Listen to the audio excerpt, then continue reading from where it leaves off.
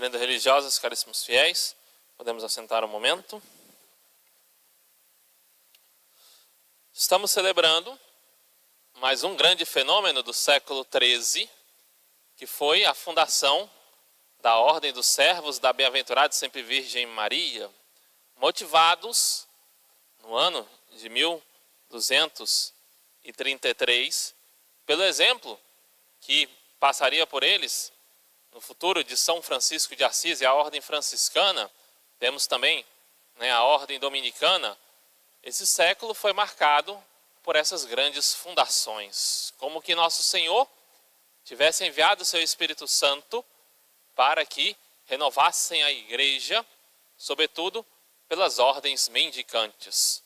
O Evangelho sendo anunciado pelo mundo inteiro, frades missionários espalhando a palavra de Deus, pregando a verdade de Cristo. E o interessante dessa ordem é que eram 7 leigos, jovens e ricos. Eram comerciantes, provavelmente em uma rua na qual as suas lojas estavam próximas umas das outras. Eram comerciantes de tecidos e de lã. Semelhante ao pai de São Francisco de Assis, São Francisco era seu funcionário ali naquela loja de seu pai. Semelhante a São Francisco, esses jovens comerciantes trabalhavam com o comércio. Porém, estavam unidos numa associação. Viviam de modo devoto, unidos para rezar. Então, tinham uma igreja na qual rezavam em comum. Era como uma associação leiga na qual buscavam viver uma santidade no mundo. Era a chamada Associação Mor de Santa Maria, no caso em Florença.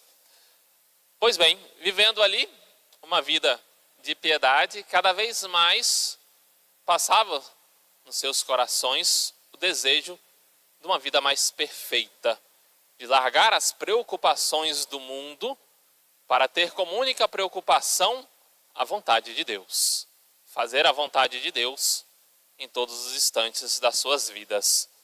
E então, eis que rezando naquela capela da Associação Mor da Santíssima Virgem, em um dado momento de oração, a imagem da Santíssima Virgem se moveu, se mexeu. Isso foi visível a todos eles que estavam na capela a rezar. Fenômeno extraordinário, um grande milagre. Entenderam que Nossa Senhora queria lhes dizer algo. Entenderam que em breve haveriam de ter uma especial missão. E eis que, pouco tempo depois, uma nova aparição no qual, enquanto estavam voltando para casa, Nossa Senhora aparece para eles chorando. E chorando, sobretudo, pelas guerras fratricidas que ocorriam na Itália. Um momento de grande conturbação nos reinos italianos. E eles, vendo Nossa Senhora chorar, entenderam que seriam ministros da paz. Buscariam difundir a paz e o reino de Cristo por todo o mundo, por toda a Itália. Após essas 2 aparições miraculosas, sua vida devocional muito aumentou. Presenciaram 2 grandes milagres, não apenas um, mas os 7. Então, decididamente, largaram tudo para viver uma vida em comunidade, uma vida de piedade, uma vida de oração.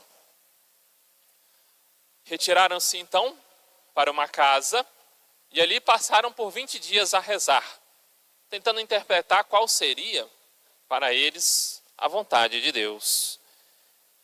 E eis que, vivendo ali como irmãos, receberam a visita de um cardeal da Santa Igreja, que em breve se tornaria Papa. E esse, vendo a piedade daqueles jovens, lhes deu uma regra de vida, a regra de Santo Agostinho. Eles então caminhando, eis que o menino passa e pergunta: são vocês os servos da Santíssima Virgem? E todos responderam sim. Dali, então, naquela provável visão, talvez o menino Jesus os havia questionado, surgiu a ordem dos servitas, dos servos da bem-aventurada e sempre Virgem Maria. Foram então um braço dos necessitados, venderam todos os seus bens, distribuíram aos pobres, deram parte da herança para seus irmãos nas suas famílias e foram seguir a Deus. Algo muito semelhante a São Francisco de Assis. Buscaram então uma nova família religiosa. Graças a eles, houve grande evangelização por toda a Europa. Foram os grandes ministros da paz. O mais novo, chamado Aleixo, Santo Aleixo, Falconieri, ele foi um dos últimos que chegou a ver toda essa expansão da sua obra. Teve como sobrinha Santa Juliana Falconieri, que fundou a ordem feminina, a ordem terceira das Irmãs Servitas, que puderam então espalhar por todo o mundo a palavra de Deus. E hoje, a casa que receberam do Papa é ainda, desde 1200, do século III, até hoje é um local de piedade, de oração, de retiro. E esses irmãos servitas que estão por todo o mundo estão também no Brasil. Grande parte da missão evangelizadora do Acre se deu através deles. Então, o sim de 7 homens, de 7 jovens, trouxe evangelização ao mundo inteiro, trouxe evangelização para as nossas terras. Nós não conseguimos medir o bem que fazemos quando buscamos a santidade no serviço de Deus. Quando anunciamos o evangelho a outra pessoa, quando buscamos autenticamente viver o que Deus nos pede. Quando fazemos o bem, alguém verá. Mas devemos fazer o bem buscando a Cristo, buscando a Deus, buscando uma vida de santificação. Um santo que se eleva, eleva todo mundo. O próprio São Francisco de Assis, como que lutou e reformou, poderíamos assim dizer, para a santidade, a igreja. Aquilo que nosso Senhor lhe apareceu em sonhos, vai e reconstrói a minha igreja. De modo semelhante a esses 7 jovens que largaram tudo para seguir a Cristo. Nas vidas dos santos, sobretudo os religiosos, nós vemos a importância da vida de comunidade. Buscavam uma vida constante na oração. As associações religiosas têm essa missão, viver uma regra de vida. Nós somos muito dados a viver, às vezes, uma inspiração religiosa, mas que não seguimos de modo constante.